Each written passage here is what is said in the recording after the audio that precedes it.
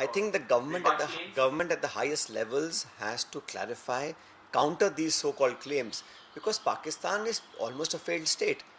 They have a former prime minister in jail.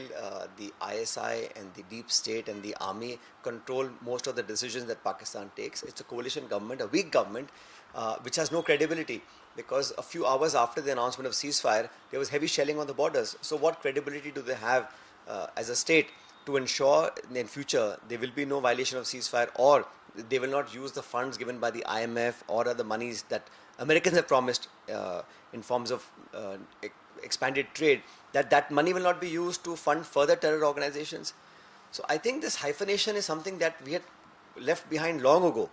The attempts to again drag and put India and Pakistan on the same platform, I don't think it's a positive sign. And certainly, Government of India must come out and clarify its stand. This attempt to internationalize Kashmir issue, the attempt to hyphenate India and Pakistan, is not something that is good for our foreign policy or for our global standing. We have demanded the government must answer.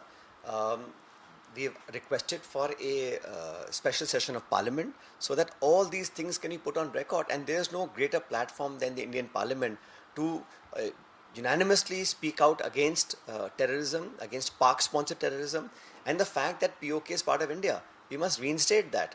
All these discussions that have been, in the talk right now about having a neutral site for discussing Kashmir issue, and the way that all of our decisions are somehow being pre-announced by other parties, that is also not correct. I think Government of India must come out very clearly, and I don't think a spokesman, etc., would suffice. It has to be at the highest levels that they must rebut these claims, because in all I've seen, the Prime Minister addressed the nation, and what he said was all true.